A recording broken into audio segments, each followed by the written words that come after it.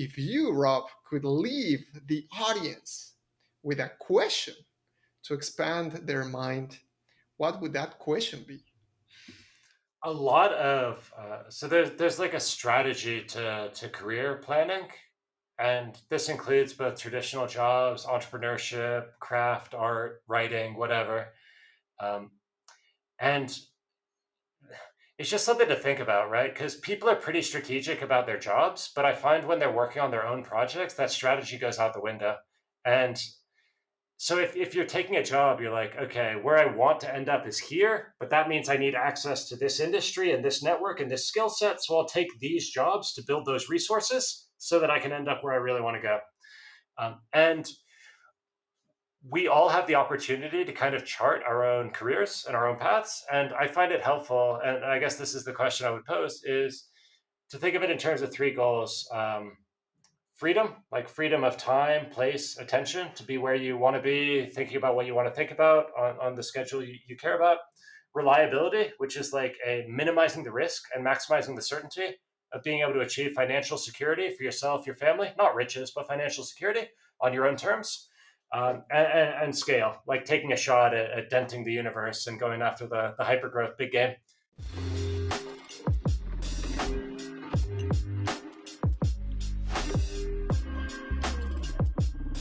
Hello, guys. This is JJ Rescas, the host of this show, Optimizándome or Optimizing Me, where we invite very high performant individuals and we deconstruct their belief systems, their values, their mindset, their stories, so we can learn how to optimize different areas of our lives. Our guest today is a professional entrepreneur. And if you think that makes no sense, that's because you haven't considered entrepreneurship as a career yet, which is exactly what our guest today embodies. He is a designer of products, including books, experiences, and lifestyle. Through a counterintuitive approach, he became a human lie detector who identifies valuable opportunities for product development. His expertise in the startup world is best portrayed in three books: The Mom Test, The Workshop Survival Guide, and most recently, Write Useful Books, where he plans to disrupt the self publishing industry for good. Without further ado, let me introduce you to Rob Fitzpatrick. Hi, Rob. Hello, JJ. Thank you so much for having me. It's my pleasure. So let's go straight to the point. Who is Rob Fitzpatrick and what does it mean to you to be an entrepreneur? I, I was never well suited for getting a job. I knew that during university and childhood, even. And so, but the career paths aren't so obvious if you know you want to work for yourself. And so I thought the only way to do that was to be an academic. So that's how I started. I was halfway through my master's research when I learned about startups through this new thing called Y Combinator. And so I applied. I basically took my master's academic research, which was about using video games to teach morality and philosophy to kids. Because when you read a book, you don't get to make decisions. And philosophy, morality, it's all about decision making and living with the consequences. And so I thought video games would be well suited for that. So I pitched that to Y Combinator, and which is an early stage startup investor. And they flew us out. And Paul Graham in the interview, it's only a 10-minute interview when they decide if they're going to fund you. He goes, 4 minutes in, he goes, okay, I get what you're doing. It's pretty smart. It's never going to work and it's never going to scale. And I was like, that sucks. And he goes, but I love your team. You guys can clearly build stuff. We built a couple video games kind of demonstrating this idea and hooked into to popular music. He's like, if you can come up with an idea that doesn't suck before the meeting ends, we'll probably invest in it. So I was like, man, will you help? And he goes, okay. And so we spent 6 minutes kicking around some ideas, and they ended up investing in us. And that caused me to immediately go home and drop out of grad school. And I was worried about having an easy option to go back. So what I did is I intentionally didn't show up to all of my finals. And so I made sure that I didn't just drop out halfway through. I failed everything in the whole semester. And so I figured that would make it tough for me to go back, which it did. My professors were super mad. And that first business was a debacle. We didn't know anything about business. Realistically, what I wanted to be doing was working on interesting projects with my friends. and paying the bills on my own terms. But I didn't know what was available to me as an entrepreneur. And so I thought you had to build a $1 billion business in Silicon Valley. So we tried, but that's a hard game to play. 3 years later, 4 years later, we'd raised some good money. We had some good customers. I was burned out. I was miserable. We eventually failed. I was so happy when we finally, just were like, it's over.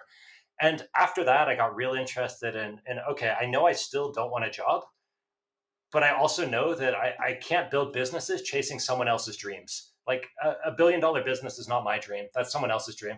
So it's like, okay, what do I want? I want to follow my curiosity. I want the financial stability and the freedom of attention to think about and work on the things that I find intrinsically interesting. So I did that. I set my goal on early retirement because I was like, okay, let's get the money thing sorted. I got there in my early 30s. I spent 3 years rebuilding an old sailboat, and I spent 3 years sailing around England, France, Spain, through the canals and the coasts, taking a nice little sabbatical. And then I realized, wait, I'm bored. And so I was like, I want to do something else. So I landed in Barcelona, settled down, and started working again. And it was such a delight. And so the way I see business now is as a tremendously flexible set of options for building the life, the impact, the legacy, for spending your days doing the activities that you care about. And to me, like, business is just the chance to build your own life, to build your own career, to build the dent you want to make in the world. And one of the things I did along the way is I got real interested in books. I like teaching, but I don't like traveling. And so to me, books were a way to productize teaching, which was better suited for the life I wanted to be leading. And I took the product mindset into books. Like, I tested them with readers pretty aggressively. I ran them through iterations of beta reading where I was looking at quantitative and qualitative metrics, figuring out where people get bored, where do people get confused, trying to design them in a way where they would grow through word of mouth and remain relevant for a decade instead of a quarter. And so as a result, books have been a really good business for me. And that sort of now, provides me the freedom and the capital to work on larger businesses, which is what I'm now starting to get back into. It's like I've done the full loop from ambition to freedom to reliability and then back to ambition. That makes sense. Now, it's interesting. Let me go back a little bit to the past, and in order to contextualize the audience, how you started identifying or having this process of this iterative process of building something not from the main grandiose idea that this is going to work, but actually going humbly and trying things slowly. Obviously, that is part of the mom test, but it did not start with the vision that you have right now. How did you start identifying that approach? I started by getting my butt kicked. It's like dragged through the mud of business. Because you read these blog posts, like our first investor, Paul Graham, is like his big advice. He says, before you've launched, all you should be doing as a business owner is writing code and talking to customers. Nothing else matters. And then later he softened it by saying, and also exercising and hanging out with your family and loved ones.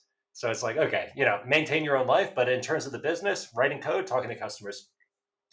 And then our next investors, our seed investors, said the same thing. It's like, go talk to your customers, find out what they want.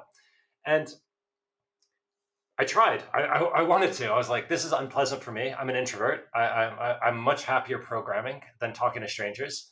But if this matters for my business, I don't want to let my co-founders down. I don't want to let my investors down. I'm going to do this. And I did it for 40 hours a week for years, 2 years. And it was miserable, but I thought it was worth it because I thought I was doing what was right for the business. And then after we failed, I learned that it's not enough just to talk to people. You need to talk to people in the right way, and you need to ask the right questions, and you need to bring in the right attitude.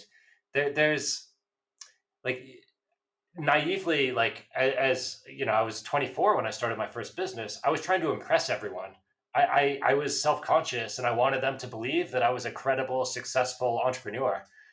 But when you go into a meeting with that attitude, you're there to impress them, to pitch them, to convince them. You're not there to learn from them, right? So that's self-defeating. And so it takes a bit of a humility, and it's tough because you're balancing two worldviews. On the one hand, you really believe in your vision and you believe that it is important and will happen and is worth fighting for. But on the other hand, you know that like a lot of the details along the way are incorrect. And so you're trying to find out all the ways you're wrong so that you can reach the one important way you know you're right. And that's very difficult to balance. It requires quite a robust ego and confidence. I don't know if it requires it, but for me, it did. Um, and so I wasn't able to balance that line. And so I fell too far into being overconfident. So I was like, we're amazing, we're visionary, we're incredible. But when you're doing that, you're not learning, you're not listening. And so now when I go into meetings, I'm like, hey, I think this is interesting and worth figuring out. I have no idea what I'm doing. You understand this industry. You would help me out so much if you were willing to share your expertise and just talk me through how you think about this issue. And that doesn't bother me anymore. But when I was 24, that bothered me tremendously because I felt like I needed to have the answers. And now I know, like, of course you don't have the answers. Your job is to believe a destination's worth finding and then go look for the way to get there. And I guess to tack onto that, the what became the mom test, the topic of my first book, which is about kind of this casual, humble way, I guess, to do customer conversations. It came out of all the sales literature not working for me. I don't know if it was a personality issue. Maybe it works for extroverts, but it didn't work for me as a technical introvert. And what worked for me was to go in with full humility and say, like, I think this is important. I'm confused. You can help me. And then like listening to them. And so I wrote that down in a book. And before then, where it came out of, and this is, I guess, part of the process also, you never know what's going to work until you put it in front of people, right? And so there was this very exciting moment around 2000 to 2012 in London where lean startup, so the financial crisis was 2008. A lot of startup funding dried up and disappeared. Lean startup began being an idea around that time. The book wasn't out yet, but the ideas were out there in blog posts. And London was it was incredible. It was a very small, localized startup community in London. So there was like a bar that we would all get together at, and we were all trying to figure it out. We're like, I tried this. This is what's happening. This is what I'm struggling with, and it felt a little bit like the Renaissance. I don't want to be super pretentious here, but it felt like every time we talked, like new knowledge was being created, and it was happening on Hacker News as well. And it was like it was such an exciting moment. And so in swapping those stories and lessons learned and mistakes, I realized that the thing that was most valuable to the people I was talking about was my approach to talking to customers. And so then some years later, when I had the opportunity and the downtime to write a book, there was no doubt in my mind. I was like, this is the one idea I've ever had that has proven to be novel and valuable to other people. So, of course, that's what I'm going to write about. So, I didn't feel like there was a lot of risk, and I didn't feel a ton of imposter syndrome because I was like, well, I've already shown that it's useful. So now I'm just writing it down so a few more people can hear about it. Hmm. And I also come from a tech background, from a DevOps developer Mm. background. And what you do with the mom test, it sounds fascinating to me. In the tech world, and for the audience, there is this thing called TDD, test driven development. It's also called red green refactor because you want to fail first, Mm. red, then make it happen green, and then keep iterating. So I don't know, when I was reading the mom test, I was thinking it looks like that, it sounds like that. I know it's super technical, but I wanted to There's throw some that. counterintuitive lessons also. I don't know how much this generalizes into other career paths or pursuits, but uh, I found that there's breakthroughs, right? Like there's someone who gives you a connection, who gives you an opportunity, who believes in you. And for me, that's like in a startup context, that's your first customers. With books, it might be that first serious beta reader who reads the whole thing when it's still a hot mess and they give you a ton of feedback. For traditional careers, it might be that person who gives you the opportunity to trial out a new job or a big project. And for me, I've never convinced someone to do that for me. It's been more like noticing who already believes in me, noticing the people who are already excited. So if you're a new startup, there's no reason that any big company should buy your product. But if you talk to 10 potential customers, one of them's going to be excited for whatever weird reason. They like you or they believe in the vision or something about you just resonates with them. And they're going to help you out more than they should by any rational metric. And they're going to give you that break or that opportunity. And so this like uh, it, it it was tough for me to figure out that I don't need to convince the people who don't believe in me. I need to find the people who do believe in me. And that's a minority. It's 1 in 10, 1 in 100, but they're out there. And the more good work you do, the higher that percentage becomes. And then it's like, okay, how do I scan for these people who already believe in me, who already, and then you go, it's like it's what dating is. You're not convincing people who hate you to marry you. You're like dating to find the people who like see that spark and want to go on another date with you. And it's like structured serendipity. I don't think that's appreciated enough in all these career paths.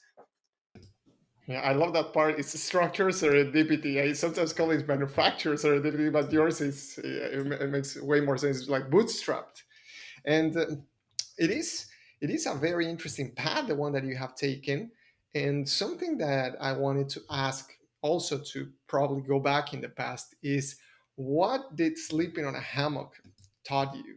And let's talk about that for the audience, please. You really dug into my backstory here. A little So bit. after my first business failed, I was pretty broke because I poured all my money into pretending that we weren't failing. So I burned out my personal savings, which is a stupid way because you just get to pretend you're in business for an extra month or two, right? And then you're broke.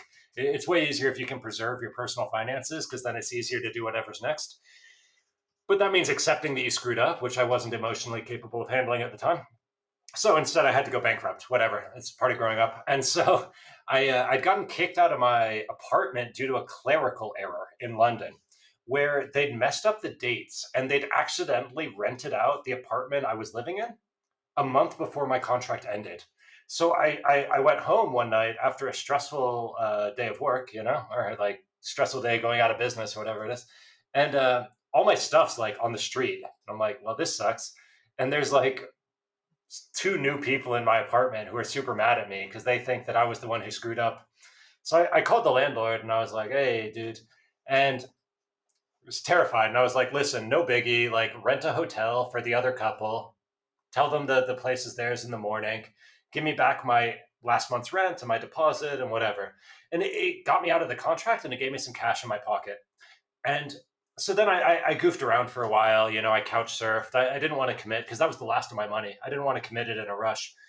And I was looking for a business. I was so burned out, like emotionally, mentally, physically. I was like, there's no way I can function in a job right now. They're going to fire me day one if I even pass the interview. But like, I don't have it in me to do another tough business. And so I was searching for like survival businesses, which would take as few hours per week as possible just to put a roof over my head. And I found a building in London that was scheduled for demolition. And I put in it was a disaster. The whole building was just awful.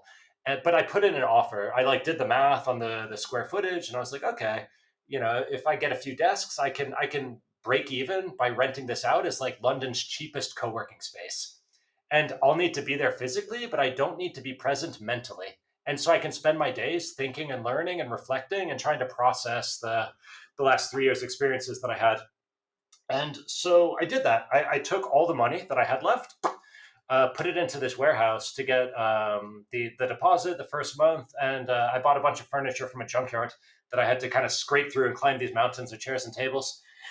And the little marketing hack I figured out was that, and this was all part of deciding to commit to the idea because you don't want to invest your last money in an idea if you don't know how you're going to get customers. But London had a quirk where its pubs. So the startup scene was booming, and the events all happened at pubs, but the pubs closed at about 10 p.m. And so my plan was to go to every startup event in London in my area, and as the pubs were kicking people out, say after party at my office, and basically move every London startup meetup to my office space. And then some people would say, "Hey, this is a weird space. What's this all about?" And I'd go, "Oh, you want a desk? It's 40 euros or whatever," and and that worked. And I had other problems. There was a drug lord neighbor and a leaky ceiling, and some weird crime syndicate, and there were a bunch of issues to deal with, but nothing more stressful than a typical business. And that was I slept in a hammock because I didn't want it to look like I was living in the office, but it didn't kick off enough profits for me to get an apartment. And so in the nights when everyone was gone, I would string up a hammock between two of the pillars, and I would sleep there. And it was awful. Sounds great. It sounds so dreamy, but it's so uncomfortable. I kept falling out. It's like a concrete floor. I would wake up every morning with this terrible backache, and I would have to wake up early because I had no running water, so I had to shower by hanging a plastic jug from the ceiling beams, and I'd heat water with a kettle, pour it into two big plastic jugs that I drilled holes in the bottom of, and then I would use one to soap up and the second to rinse off, and I would try to do that early enough so that none of the tenants saw me showering. And then the day would start, and I'd be like, "Welcome to your office." And I did that. I only ran it for about 9 months, but it was, it was terrible. But it was also incredible because it gave me my freedom of attention and freedom of time, which is where I developed the connections, the thoughts, the insights, the whatever that set the foundation for the rest of my career. You need that surplus, right, to invest in yourself somehow. And for me, I bought the surplus of time with physical suffering because I already screwed my finances, which was my fault. Like if I'd just been willing to admit my failure a bit sooner in the first business, then I wouldn't have had to go through that because I could have just spent money, which is the better way to do it. Very true. Maybe that was part of the entire lesson, though, right? Right. There are some requirements to that. Now, let me bring us to the present. What do you value the most right now, and how that guides your decision making process? um, the the negative way to say what I value is to minimize bullshit. And the way that manifests positively is for as much of my time as possible to be spent on things that I find intrinsically interesting. The thought experiment I ran for myself years ago when I was first like out of that first business where I felt like I'd been doing what other people wanted instead of what I wanted is I said, how would I spend my time if I was retired? Not super wealthy, but like don't need to ever work or worry about money again. Can do normal stuff. I was like, well, I'd probably be reading, writing, and thinking in the mornings and then hanging out at the bar with my friends in the afternoon, having a laugh, playing a board game. I was like, all right, that's not expensive. Like, how do I build that life where I get to spend my mornings writing and thinking and my afternoons hanging out with friends? And once I had that goal in mind, you're like, wait, I don't need $1 billion. I don't need to build Dropbox to do that. Like, I just need a few grand a month coming in on autopilot, or I need like one big windfall that I can then invest sensibly and draw down whatever dividends and etc. And I was like, oh, that's a way more achievable goal. And once you stop playing the hard game, so the hard game in business is hypergrowth, where every business has to be worth $1 billion or it's essentially worthless. And I was trying to play the hypergrowth game, even though I didn't want the hypergrowth prize, which is stupid because you're just making things more difficult for yourself than they need to be. Uh, I wanted the freedom prize. I wanted the financial security on my own terms prize. Those are way easier prizes to get. And that really widens the range of businesses and ideas and projects you can work on. So it's like, for me, I got there pretty easily once I thought about it through books. I was like, I wrote the first book. I was like, oh, I never need to work again. That's pretty nice. And, I wasn't wealthy, but I was like, okay, I'm free. Like freedom, check. And that's when I took my little sabbatical. And in the meantime, I built other businesses. We built a just shy of $1 million a year little education agency. I'd kickstarted a board game. It did okay because I'd always wanted to make a game. I'd made some software. I'd done some little things that were like, you know, they paid the bills, but I was like, where do I get this ongoing freedom from? And for me, like the alignment of my abilities and interests and whatever, it ended up being books, just applying a business and product perspective to books. Hmm. And talking about books, what can we say about this one? This is Oh, your most recent book. I write you some books. So, Yeah. oh yeah, I I, read useful ones. I'm super happy about it. It was the hardest to write. So I found that each of my books has been harder to write. You would expect the opposite. You'd expect the first one was the hardest, but I finished the mom test 9 months from first word written to like out and published and in customers' hands. And this one took almost 2 years, I would say, and it's no longer. But I'm so happy with it, and so far it's doing really well. It's growing so much faster than Mom Test is, and also better than my second book is about teaching in-person workshops and educational events, which COVID obviously disagreed with. But so that book's basically holding steady. That one does like 3,000, 4,000 a month in royalties. The mom test does right now 12,000 a month in royalties, and that's growing pretty steadily. That's 8 years old, and I expect it to keep going for a while. And then, but this one, the Right Useful Books, it's only been out for 3 months, and it did 3,500 the first month, 4,500 the second month, 6,000 the third month, and it's growing so much faster and more stably than either of my previous two books. So I'm very optimistic for it. But also now I'm investing a lot more time in it. When I wrote my first two books, it was kind of like the survival business I mentioned, the co-working space, where I wasn't willing to invest my time to continue to support the books after I'd written them. I was sort of like, I wrote it, it's done.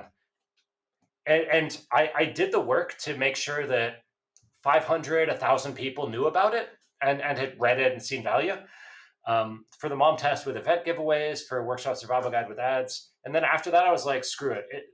It is what it is. It's going to succeed or fail based on its own merits. And if it fails, I want it to fail because I don't want to be spending my time propping up a failed product. And if it's going to succeed, then it's going to succeed without me. And that's ended up being true. And this one, though, I'm building a whole business around the book. So this one, like, I was unwilling to allow it to fail. And so I invested, and I'm continuing to invest a lot more of my time in promoting it and supporting it. Like, we've got a community of nonfiction authors with 200 great authors. We do interviews with other guests. We're doing all this stuff, which I didn't do for my previous books. And we're building software. We started a publishing business. We're publishing other authors. There's a whole business stack built on top of this book. And I didn't think I was ever going to do this. And the like commit this hard to a business again, because I thought all I wanted to do was retire early and hang out with buddies. But I found that once I got there and tried it, and everyone should get there and try it. It's a wonderful goal for early in your career to just achieve freedom and spend your time however you want, because most people don't get to do that until they're relatively late in life. And then, maybe you were wrong, and maybe you wanted something different. And I tried what I thought was my life's dream. I tried it for 3 years and I was like, I was wrong. I actually want something different. Like, I want to work on interesting things with interesting people for customers I care about. And I was like, would not have guessed that in a million years. But it's like, because I tried the freedom thing, it's like freedom's a wonderful first goal. And then when you make a commitment later to invest your time, to commit to a location, to voluntarily give away those freedoms, uh, in order to lever yourself up to be more productive or impactful or whatever you want to be, you're doing it with more awareness and no regrets. So, like, I've taken on a ton of constraints in my life now that if you'd asked me 6 years ago, I would have said, "Oh, what a loser! Look what a prisoner he is to his life." Uh, but it's like, now I feel like I'm so happy with it because I've done it with eyes wide open. Hmm. That is, I think, the awareness actually that you mentioned is what makes the difference between dreaming without consciousness of the dream or becoming a lucid dreamer, right? When you're awake and you said, okay, this is working. Now, talking about actually Right Useful Books and how you guys are doing, because like you said, it's going, I think by design is going that good. So you right now have Devin Hunt as your co-founder again after several other partnerships that you've had, right? So it's like a marriage that, or a relationship that started in the past. You broke up and then you came back together. Can you let us know what forged that one? And I know that you have there some interesting business marriage with Devin. So can you explain a little bit on that, please? You do good research. This is cool. So Devin is a really good co-founder. He is so Devin and I we were like university friendly rivals. There was we were both in the computer science department. He'd come there through a winding path through um, like physics, then architecture, then he ended up in programming. He was sort of following his interests. And for me, it was programming because I wanted to make video games. And they created a new major called computational media. We were at Georgia Institute of Technology. And the first year was very small. There were only 7 students, I believe. I was one of them, and Devin was one of them. And we walked into a class taught by Well, I won't name the professor's name. He's still a dear friend, but I don't want to throw him under the bus with this anecdote. But we got into a class, and it was like about this highly technical like video game engine, like programming topic. And the professor arrives, and he gets stuck basically giving the tutorial, and it's some like weird meandering part of 3D whatever, some junk that no one knows about. And you can see the professor fumbling a little bit. And at a certain point, Devin raises his hand, and he goes, "Hey, professor, would you like me to teach this class?" And the professor's like, "Can you?" And Devin goes, "I think so." And the professor goes, "Okay." And the professor took Devin's seat, and Devin went up to the lecture thing and taught the rest of the class. And he's like, "Okay."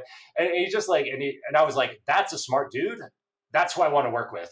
At that time, he and I had never spoken, but something I've learned since then is that you need to develop these co-founder relationships ahead of time.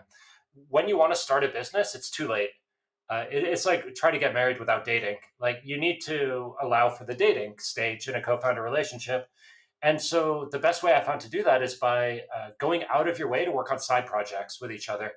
And so whenever we had the opportunity, sometimes we would even help each other on projects that one of us didn't need to do for class, right? Just because we wanted the time working together.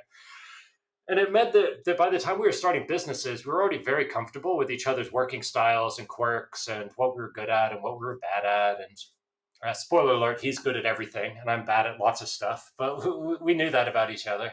And so we did the first business together, and it was great. And then it's hard, right? Because I was so burned out. I think I got the most hurt by that first business in the fallout. Like I took it the worst emotionally.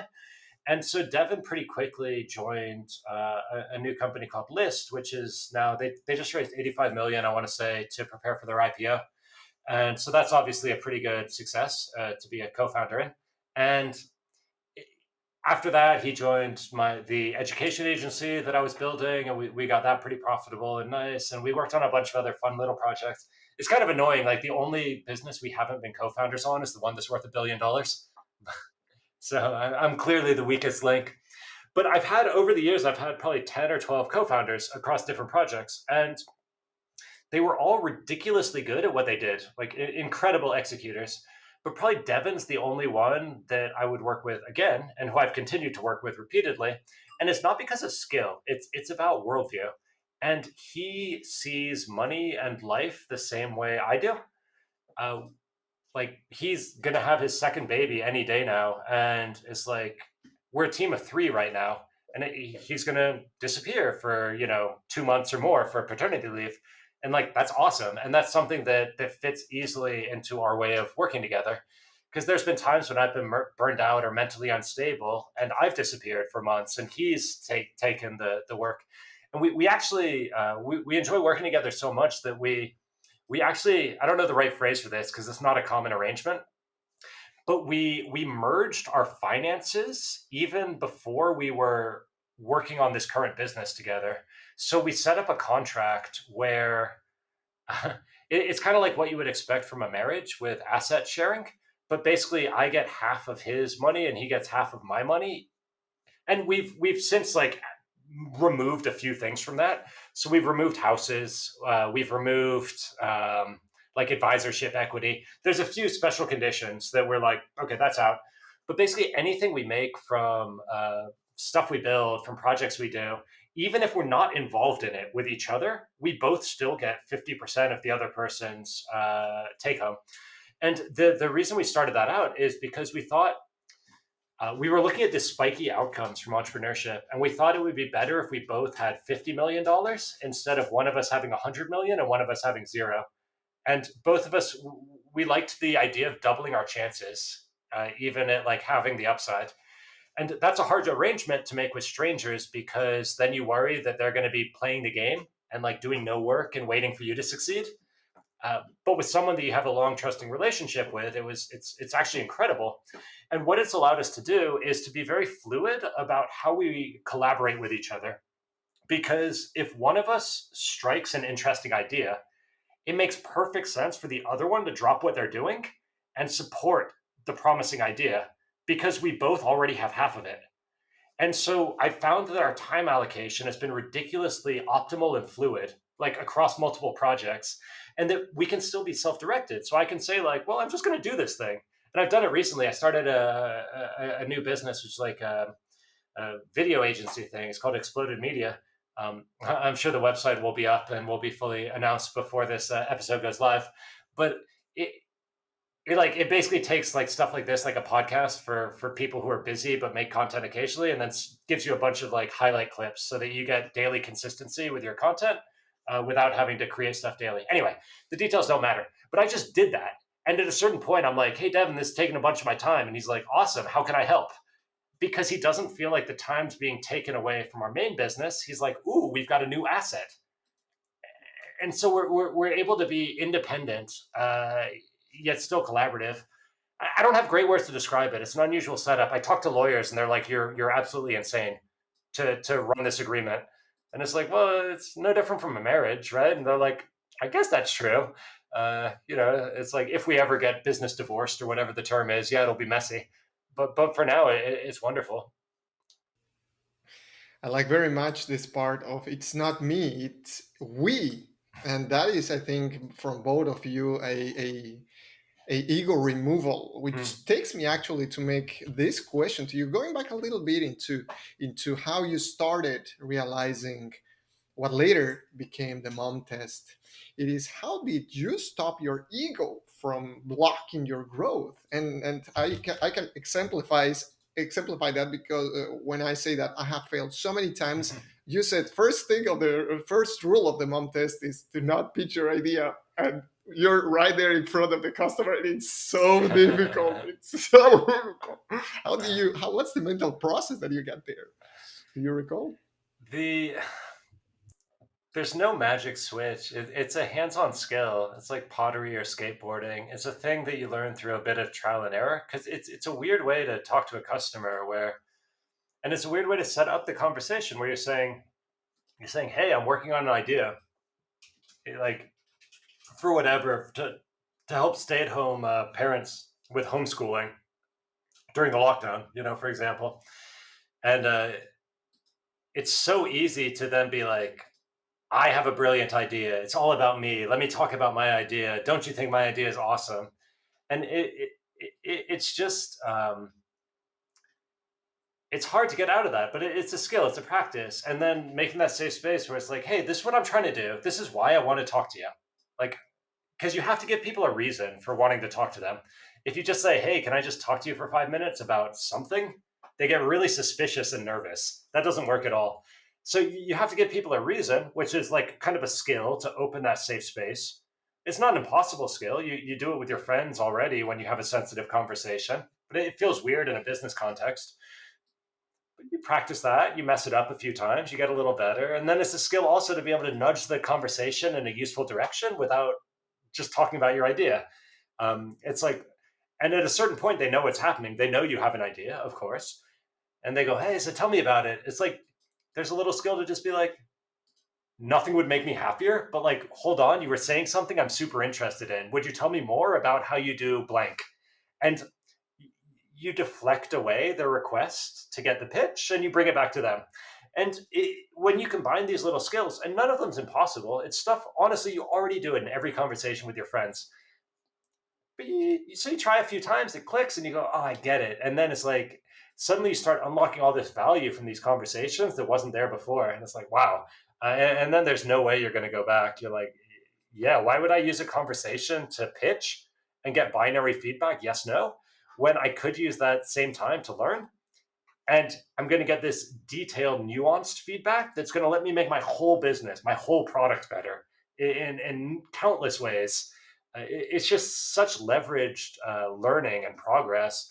And as a programmer, to me, it then feels like a programming superpower. Because when I first started, I would get mad. I'd get mad at my investors. I'd say, why are you making me waste my time talking to customers? I could be programming. Programming's what matters. And now it's like, hey, you want me to program the right thing, right? So let me go talk to my customers. Like, what sort of maniac would pay programmers an insane salary and then ask them to program blind? Like, you got to be in touch, right? Like, you got to be anchored to learning.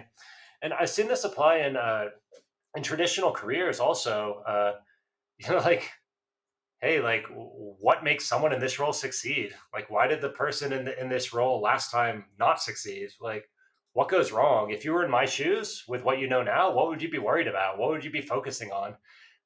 You can use this in negotiations and partnerships. You can use it in hiring. You want that first employee. Why are they even talking to you in the first place? You're a small company with no reputation. Ask them, hey, I know this is a weird question. Why are you even talking to me? Why aren't you just applying to Facebook and Google? And they're going to say, well, because of this reason. Great, anchor onto that. You no longer need to compete in terms of the highest salary because you found what really motivates them. Give that to them. Work extra hard to make sure they get that thing that they want most, whether that's career development, skill development, building a platform, like who knows, right?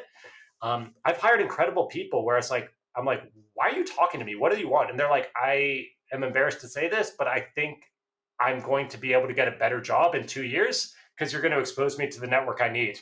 And I'm like, okay, I'm going to get you that job in 12 months. Let's go. And it's like, give me 12 good months and like, you're going to get the job you want. And it's like, I bring them to the customer meetings. I introduce them.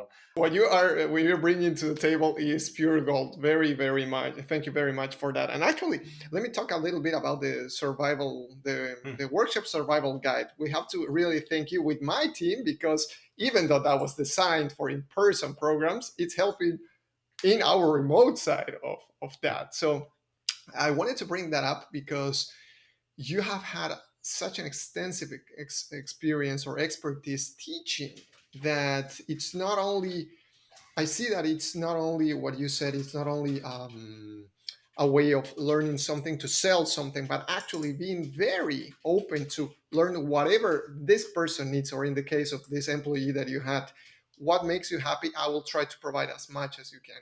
How did that translate, for example, into creating learning experiences with learning outcomes to get people to different stages? So the main idea of the workshop survival guide is that there's a hidden design layer that sits underneath the workshop. We call it the skeleton, which is kind of the hidden educational design, and it's experienced by your participants as a journey through time, which is so the slide decks, the slides, the words are kind of an implementation detail, and the slides. What everyone does wrong is they do it backwards. They start with the slides, and then they try to like get the education out of it somehow. But it's a mess because each slide you create is costing your audience some number of minutes. And ultimately, what you want to be designing is the tempo of learning outcomes per minute. And so you got to start with that timeline. Well, you start with the learning outcomes, then you shift it into a timeline. And there's also a hidden element of the audience's attention levels. So most teachers are very egocentric in the same way that entrepreneurs or product creators are egocentric, where the teacher is thinking about their own words. The entrepreneur is thinking about their own product. They try to do a great job with their words, with their product. But what matters to the recipient of a product is the value received. It's how easy it is to get started with. Does it solve their problem? What matters to the recipient of an educational program, an event, a workshop, or whatever, it's two things. One is, do they feel like they're making progress toward the learning outcome or the accomplishment that was originally promised in the sales material or the marketing material? Um, and even if it's corporate, like let's say we're doing a corporate executive retreat to build our strategy. It's like, okay, after 10 minutes, do the participants feel that they're making meaningful progress toward a strategy? Or do they feel like their time is being wasted and they're being treated like children or being forced through admin and minutia? Hey, we're going to do an icebreaker game. Everyone, try to remember. What a way to insult your audience's intelligence, right? Like what they're there for is a learning outcome. However, that needs to be counterbalanced by the fact that we are humans with energy levels and attention levels. And so as an education creator, you're balancing both the structure of the learning outcomes, but you're also balancing the audience's energy levels. And the way you manage energy levels, first and foremost, with breaks. They need time off, like good time off. 15-minute coffee break, no cues, plenty of coffee. This is really hard online. Online, what I've been doing is shorter sessions over multiple days, or shorter sessions like multiple times throughout a day rather than one long session, because you can't really do breakout groups or like relaxation time during a live. Anyway, so that's part of it is good breaks. And the other part of it is alternating the way you teach. So lecture is one way of teaching, question and answer is one way of teaching, scenario challenge or case study challenge, small group discussion, educational game, like stand up whiteboarding exercise. Each of these are different formats and they have a different energy profile. And each time that you swap between one of these formats, people feel a little bit rejuvenated. Lecture is the most tedious and the most draining, but it's also the most educationally dense. So it's really hard to avoid using lecture altogether. But you want to do short blasts of lecture, like mixed with these other formats. And in a perfect world, you pick a format that aligns with what you're trying to teach. So if I'm teaching interview tactics, like mom test stuff, I might give like a short theoretical lecture, 5, 10, 15 minutes, and then the exercise. It's a skill, it's a hands on skill. So the way you learn a hands on skill is by practicing in a safe, scaffolded environment. So there's a short lecture followed by a short try it now exercise where it's like, hey, you get to practice this new thing you've heard about. Run it in multiple iterations, remove the scaffolding, make it tougher over time. It's like, and as you do this, something else like, which business do I want to start, for example, or how should I negotiate with my boss for a pay raise? That's not a hands on skill. That's in a wisdom. That's decision making and evaluation of a complex scenario. So the way you teach wisdom is with a case study challenge. Typically, that's the way you like practice decision making. So you're starting with like a skeleton of learning outcomes, you're alternating your formats to maintain energy levels, and you're trying to pick formats that align with the educational payload of each learning outcome. And if you combine those concepts, you get pretty powerful energy, education that also at the end of the session, people feel fresh. I learned this from Alex Osterwalder from Business Model Generation. He said, like, yeah, you got to do your education, but what drives your feedback is not what people learned, it's how they feel at the end of the day. If they feel exhausted at the end of the day, you've done a bad job as a workshop creator. I'm paraphrasing here, but it's like, if they feel exhausted at the end of the day, like you haven't designed it properly. Because like maintaining their energy is part of your job. Because otherwise, if they don't have energy, they can't focus attention. And if they can't focus attention, they can't learn. And if they can't learn, what are you doing there? You're just a clown. So it's like you need the full stack. Hmm, thank you. Those are great tactics. Actually, I will get hands on with those ones. And Now, talking it's about hard as hell to apply online. I gotta say, like a lot of the wow. it's part of why the workshop survival guide isn't growing. It's got like all of its foundational ideas are correct, Hmm, but like if I'm being honest, I never figured out how to translate them to an online context hmm. because like so many of the tools that I relied on just don't work. Maybe the software's not there. Maybe I just never figured it out.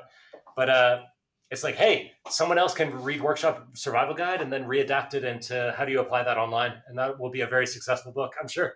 I think that's gonna be our next conversation in a few years, probably. Hey, Rob, I came back and I did an upgrade on this, and we can have this conversation. Now, talking about learning, about your learning, Hmm.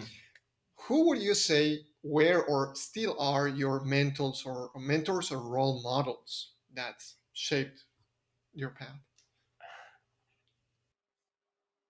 Hmm. I mean, there's bits you learn from everyone. Like from a small business perspective, my dad used to joke that like the small business owner is the janitor, and it's like his job to clean up all the crap that employees like aren't, feel is beneath them. And he's like, it's the least glamorous job in the business, but you got to be there. And it's like the consistency. It's like everyone gets paid every Friday, no matter what. It's like if you're sick, that's no excuse. You got to show up and give them their paychecks by hand. So that's sort of like a willingness to get in the dirt and like keep your promises, pretty important. Paul Graham is like obviously he was my first investor and like wildly influential, but everyone probably knows what he's saying. What struck me the most is his belief in following your curiosity as being a profitable career strategy.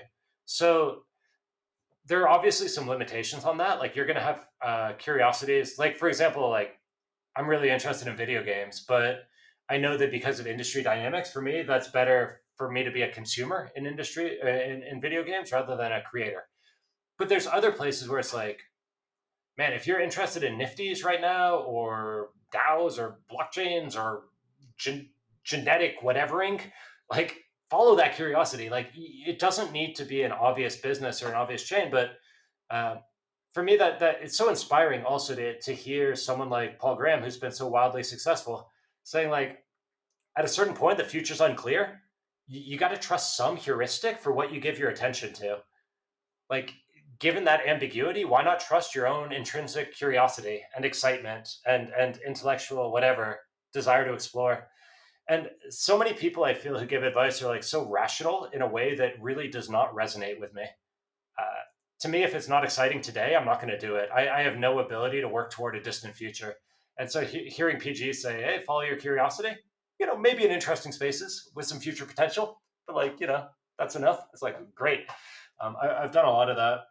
And someone else who was really good, I had an advisor in one of my first businesses, and he was a senior executive at MTV Networks in Europe, and he basically built this awesome job for himself where he was in a department of one, where he was the bridge between like the media division, the tech division, and the business division, because he spoke all three languages, and he could sort of like translate and build a cohesive strategy between them.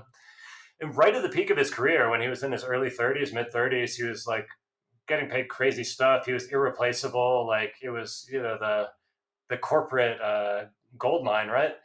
At a cool company, and everything about it was great. He was like, I've got enough, and he moved to Amsterdam, bought a bicycle company, and just like chilled. And now, as far as I know, he's like in Amsterdam making handmade bicycles. And he's like, this was the life I wanted. I want it. I'm living it. And I was like, wow. He knew what he was good at. He found it. He made it work. He got the money, but then he didn't get lost in it.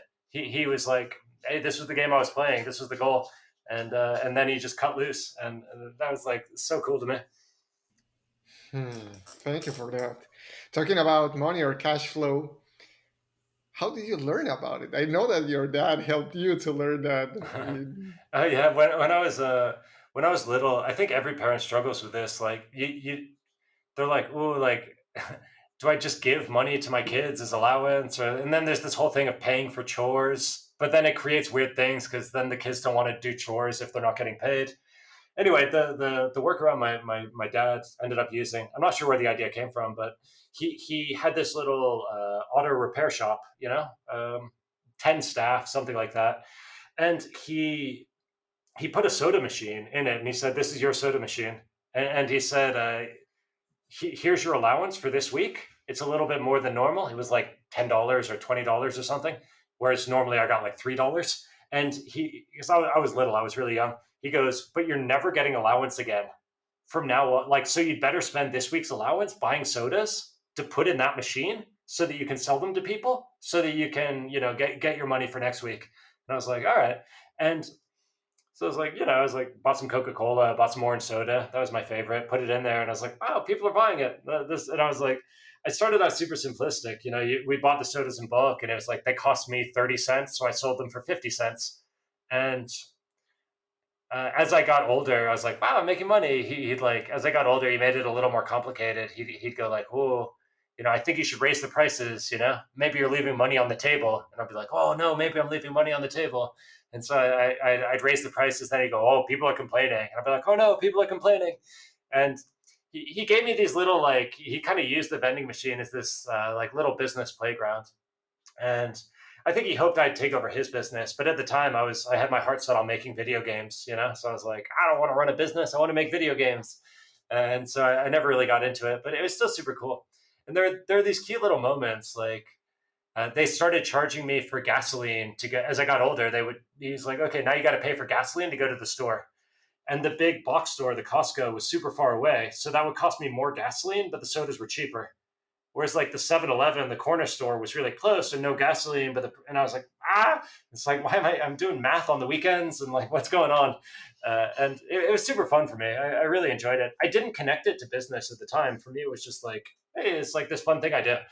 But then, 10, 20 years later, I was sort of like, wait a minute, this is an inventory, whatever, cash flow, and it sort of connected back. I don't know how much it helped, but I certainly enjoyed it and I love the idea. Nice, thank you for that. Are we still good with time? How are you feeling? Yeah, yeah, yeah. I'm at your disposal. Nice. Thank you. Now, on the same note of learning, let's talk about the opposite. What is something that you, Rob, unlearned in recent years that improved the quality of your life? That I unlearned. Yes. So, still working on this one. It's a work in progress, but I started taking 2 hour lunch breaks almost every day. And this is counterintuitive because I'm busy and I'm stressed and I'm overwhelmed. You know, I'm trying to support this authors community. I'm trying to build a business. There's a million things going on. I'm trying to onboard new employees. But actually, I was giving too many hours to my work and they weren't good hours because I was tired and distracted. And when you sit down and you think you have all day, you don't use those hours very well, or at least I don't. I don't have a lot of self control. When I sit down and I know that I've got 3 hours in the morning and 3 hours in the afternoon, and like there's forced leisure time, a big break in lunch, the evening's off limits. Suddenly, I found I was getting more done in 6 hours than I was before in 12 hours. And I was also getting a chance to refresh myself in the middle of the day. So now with 2 hours, you can do a lot, you know? Have a lunch, do some chores, read a book, have a bath. We lived in this mountain village in northern Catalonia, and there's like a little river that comes out, a mountain spring right behind my house. It's like walk down to the rock pools, have a freezing swim. And suddenly I hit the afternoon, and whereas before when I was working more hours, I would hit the afternoon, I'd be exhausted already, low energy. Now I'm hitting the afternoon, it's like a whole new day, and it was so counter. It's like a million people have written about this. This isn't a new idea or anything, but by forcing the leisure time and limiting the work time, you actually get more work done, and then you also get more life. So that was a big one for me.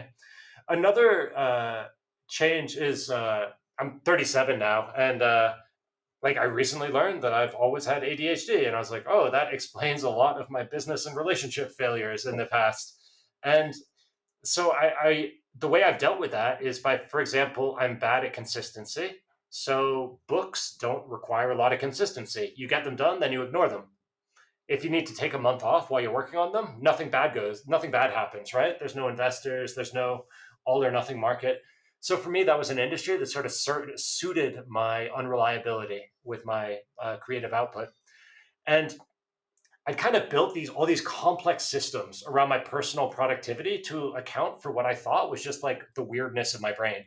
And then it's like I learned way too late. It's like, oh wait, this is a super common thing. And there's really good support structures in place for people like me. So I hired an ADHD coach named Larry Jones from enabletables.com. I started researching it and putting like more structure in my day and like all this stuff. And I got to tell you, stuff I thought I was just unable to do, it's like now I can do. And it's like, oh, wow, this really broadens my career perspectives and business perspectives. And obviously, I'd found a way to make it work because fortunately, the things I'm good at, I'm relatively good at. And that was able to compensate for all the stuff I was doing a terrible job at. But now I'm like, wait, I don't need to be terrible at these things. And that feels like such a burden. And that's kind of an unlearning that these aren't permanent limitations of myself. I just hadn't found the support network. And I hadn't found the systems and the language to understand it and work within it. So I'd been working way harder than I needed to, with much more stress than I needed to. Wow. So along the lines Hmm. of this break, this 2 hour break, that now it's starting to feel like your own part of your own ritual. Hmm. So what other routines or habits do you have during the day, or probably cyclically? Because I think that you work on a different schedule, I should say, or than most of the people. What are those routines or habits that need to be there so that you perform the best? My biggest one is so my anchor habit. like what makes me happy and makes my days go well is to have time to write and think about whatever is most interesting to me. Could be a book, it could be journaling, it could be a throwaway investigation of something that I that never sees the light of day. It doesn't matter. It just, that time for myself is like, if I've done that, I feel I'm a lot less stressed about the rest of the day. And so that's in my calendar now. I sent you a shot of my calendar, and it's in there every day from I think 9:30 to 10:30. And it's just like writing. And for me, that is like the sacred anchor of my schedule. And even if I'm on vacation, I do it. Sometimes the time has to shift. Life gets in the way. Like crazy stuff happens. Uh, but it's like I make a real effort, and that is so important. And that's like the long lunch. I found that some people say this about exercise. For me, I hate exercise. Exercise makes me feel terrible. But some people say that the hour they spend exercising gives them back 2 hours of productivity. And I feel that way about the writing. I feel like the hour spent writing gives me back, I mean, more than that, because it's also, that's how I discover my new ideas. That's how I tease out the stresses that are occupying my attention and slowing me down. It's for me, that's the most important thing. And then after that, so my Dr. Larry is pretty insistent that I sit down and plan priorities after that. He tells me to do my 3 hour priority and my 3 day whatever. It's like, this has to be done in 3 hours, two things that have to be done today. I do it sometimes. I don't always do it. I'm pretty inconsistent there. But I found that if I've like done my writing and I like take the breaks throughout the day, it's like, it's not that hard. It's like I know what matters, and yeah, you get it done. That's it. Apart from that, I'd say the only other thing I'm pretty religious about is keeping a lot of empty time in my calendar. So Thursdays and Fridays, for example, I don't take meetings at all. So those are basically empty days. I do my stuff on Monday, Tuesday, Wednesday. I don't schedule anything before about 2 p.m. because I want my mornings to work on my own priorities, not other people's priorities. So it's like my meetings go in the afternoons on Monday, Tuesday, Wednesday, and that's it. Because it's like you need surplus in your calendar. If you're busy every hour of the day, you have no time to invest your attention in what's next for you. And so I don't know how you have new ideas or interesting ideas if you're busy every hour. Even with my first business, like you asked where the mom test came from. People say you learn from failure, and I'd say kind of, but that's not the whole story. For me, I did all my learning in the year after the failure when I was working on that survival business, when I had nothing to do all day, because I was spending all day thinking and writing and learning and talking to other smart people. And it was that year of quiet time that allowed me to extract the learnings from those 3 years of hyperactivity. And then those learnings laid the foundation for the rest of my career. But without that quiet time, you're just doing stuff, you're doing stuff, you're doing stuff. I don't know. Maybe some people can think and do at the same time. But for me, I need to do, then think. So I need that surplus in my schedule. Otherwise, I'm never improving. Hmm. It's interesting when you mentioned this idea that many people think, including myself for years, that we need to learn from failure. Actually, that's called pathemata mathemata. It's a Latin saying that is basically translated to "we learn from the things that we suffer." Hmm. But maybe that is just one way to learn, not every single way, Well, right? I mean, that was part of it, right? Like that kind of grows the forest of raw experiences, because you got to live, you got to do stuff, you got to try stuff. Success or failure, either way, you're planting seeds and the trees of experience are growing.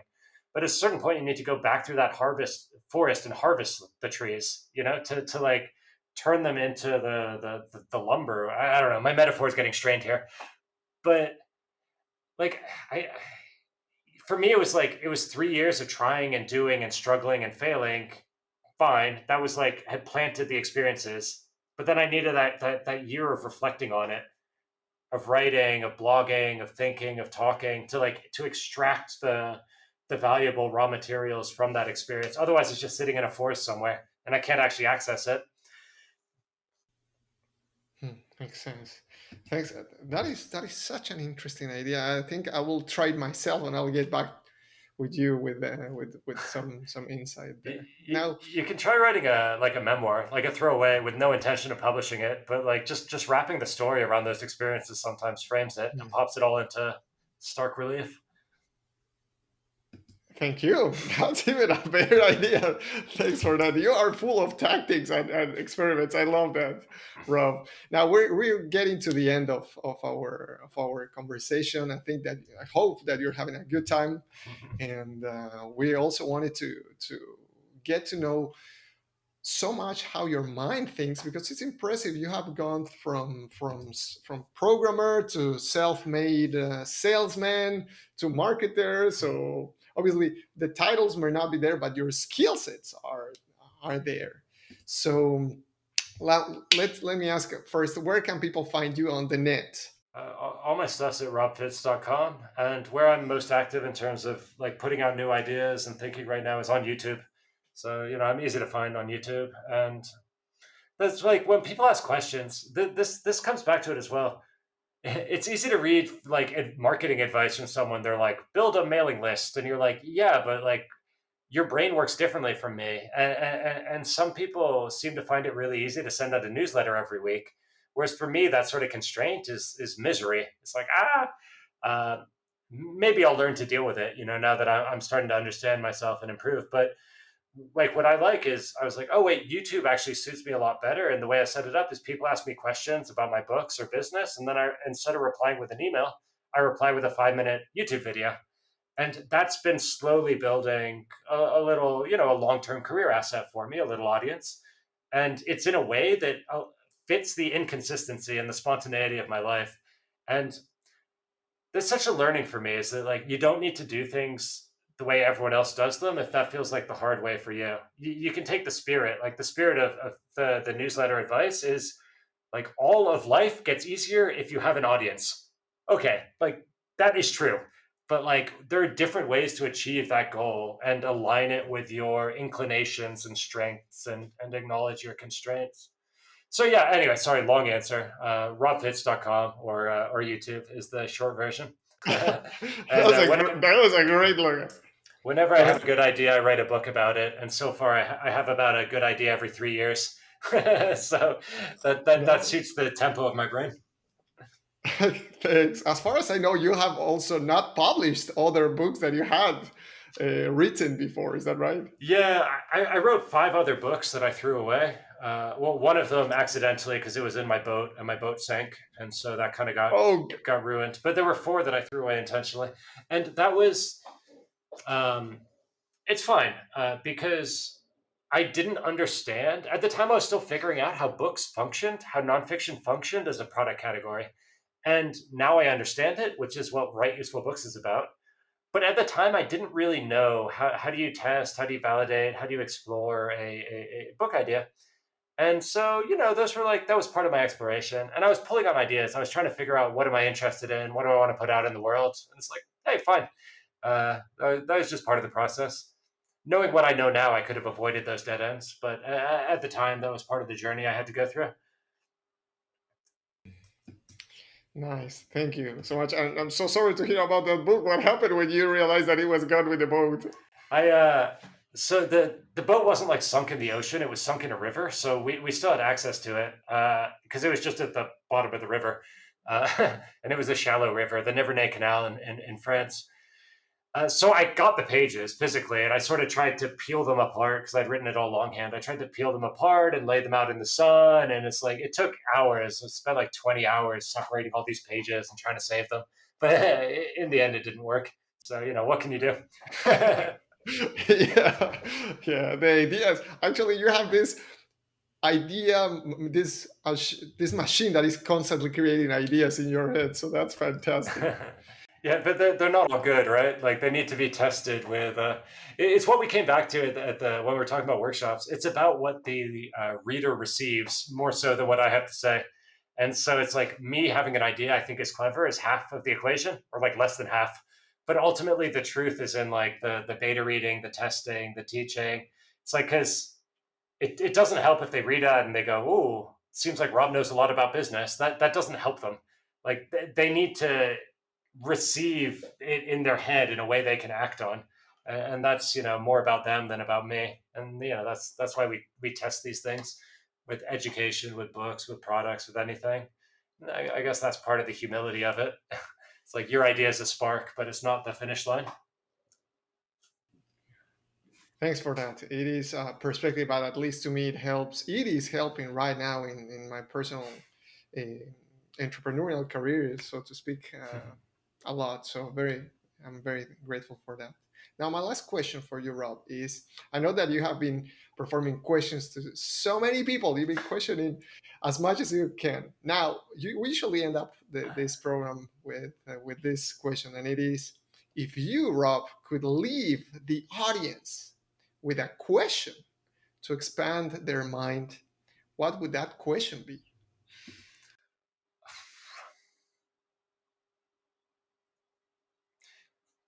A lot of so there's like a strategy to career planning, and this includes both traditional jobs, entrepreneurship, craft, art, writing, whatever.